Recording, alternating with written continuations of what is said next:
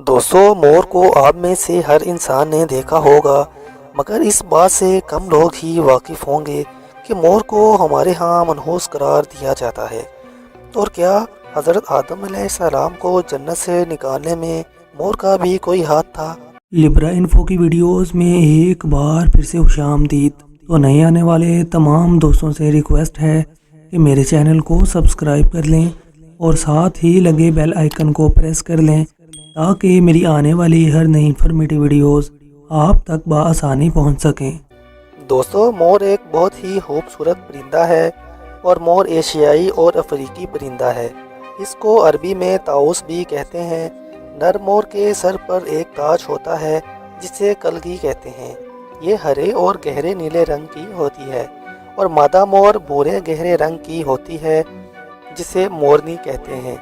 दोस्तों, अंग्रेज़ी ज़ुबान में मोर को पीकॉक कहते हैं और मादा मोर को पीहन कहते हैं और इनके बच्चों को पी चिक्स कहते हैं और इनके रंग कई तरह के होते हैं। मुख्तलिफ़ इलाकों में मुख्तलिफ़ तरह के मोर पाए जाते हैं। मोर को भारत का कौमी परिंदा भी कहा जाता है। मोर की खूबसूरती ज़्यादातर इसकी दिलकशी लंबी दुम की वजह से होती है। मोर सावन में सबसे ज़्यादा देखा जाता है। इस परिंदे की शोहरत ना सिर्फ इसके अपने वतन हिंदुस्तान में है बल्कि सारी दुनिया और ज़माना कदीम से मौजूद है। अरब के मुल्कों में मोर और शुतुरमुर्ग वगैरह के परों को जीनत के लिए इस्तेमाल किया जाता है।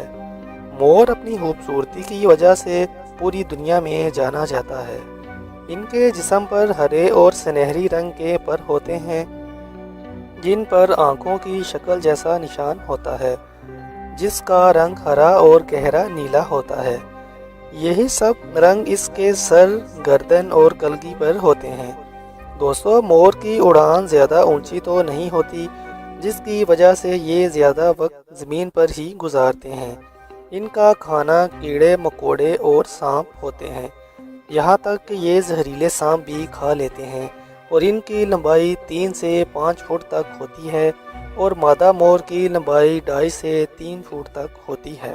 मोर के पर अमूमन अगस्त के महीने में जड़ जाते हैं और फिर से इनकी दुम पर नए पर उगने लगते हैं और मोर के पर इतने मुलायम होते हैं कि जैसे कोई मलमल या कोई मुलायम लिबास हो।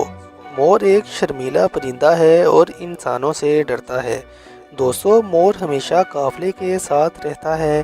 अमूमन 3 या 4 मोर एक साथ रहते हैं। मोर की आवाज़ बहुत ज़्यादा तेज़ होती है जिसको काफ़ी दूरी से सुना जा सकता है।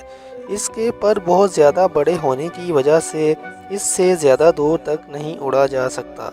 और दोस्तों, मोर की एक खासियत ये होती है कि वो बारिश के आने से पहले ज़ोर ज़ोर से आवाज़ निकालता है और बारिश होने पर वो बहुत खुश होता है और इसी खुशी की वजह से वो अपने परों को फैलाकर धीरे धीरे गोल गोल घूमता हुआ नाचता है। इसके परों का इस्तेमाल सजावट के लिए भी किया जाता है और इसके परों से दवाइयाँ भी बनाई जाती हैं जिसकी वजह से इसका शिकार बहुत बढ़ गया है और इसी वजह से इसके शिकार पर पाबंदी लगा दी गई है। 200 मोर की उम्र 15 से 25 साल तक की होती है। मोर को परिंदों का बादशाह भी कहा जाता है। मोर को किसानों का अच्छा दोस्त भी माना जाता है क्योंकि फसलों में लगने वाले कीड़े मकोड़ों को खा जाता है। ज़माना कदीम में इसके पंख को शाही में डुबोकर लिखावट की जाती थी और शाहजहां ने मोर की आंखों की खूबसूरती को देखकर इन्होंने अपने सिंहासन का नक्शा भी वैसा ही बनवाया जिसको बनाने में 6 साल लग गए और इसके लिए कई जगहों से कीमती हीरे मोती मंगवाए गए। और अब बात करते हैं कि मोर को मनहूस करार क्यों दिया जाता है। दोस्तों, शैतान का जन्नत में जाना ममनू था लेकिन इसको 3 इस्मे आज़म याद थे जिनका विर्द करने की वजह से उसको ये ताकत हासिल हो गई थी कि वो आसमान अव्वल से 7वें आसमान तक पहुंच सके। वो जन्नत के जो चबूतरों में से एक पर बैठ गया और 300 साल तक इंतज़ार करता रहा कि कोई जन्नत से बाहर आए और उससे अपने मतलब की बात करे। अचानक एक मोर जन्नत से बाहर आ गया और उसको देखकर शैतान बहुत खुश हुआ اور اس سے کہنے لگا کہ اے خوبصورت پرندے تیرا نام کیا ہے؟ تو مور نے جواب دیا کہ میں مور ہوں۔ اور مور نے کہا کہ تم اپنا تعارف کرواؤ کہ تم کون ہو؟ شیطان نے کہا کہ میں ایک فرشتہ ہوں اور ایک لمحے کے لیے بھی اللہ کی یاد سے غافل نہیں رہتا ہوں، اور میں چاہتا ہوں کہ میں جنت کے اندر جاؤں اور جنت کی نعمتوں سے لطف اندوز ہو سکوں۔ تو اگر تم مجھے جنت کے اندر لے چلو تو میں تمہیں 3 باتیں بتاؤں گا جس کی وجہ سے تمہیں ابدی زندگی حاصل ہو جائے گی اور تمہیں بڑھاپا اور بیماری بھی کبھی نہیں آئے گی اور تم ہمیشہ جنت میں رہو گے۔ مور لالچ میں آ گیا اور مور نے کہا کہ مجھ میں تو اتنی طاقت نہیں ہے کہ میں تمہیں جنت میں لے کے جا سکوں، لیکن ایک سانپ میرا دوست ہے، وہ شاید تمہاری کوئی مدد کر سکے۔ یہ کہہ کر مور سانپ کے پاس آیا اور سارا ماجرا سانپ کو سنایا، اور سانپ بھی شیطان کی گفتگو سے بڑا متاثر ہوا اور شیطان کو اپنے منہ میں لے کر جنت میں جانے کے لیے کامیاب ہو گیا۔ دوستو یہ واقعہ تو بہت لمبا ہے، اگر میں سارا واقعہ بتاؤں گا تو ویڈیو بہت ہی لمبی ہو جائے گی۔ بہرحال میرا مقصد تھا آپ کو بتانا کہ مور کو منحوس قرار کیوں دیا جاتا ہے۔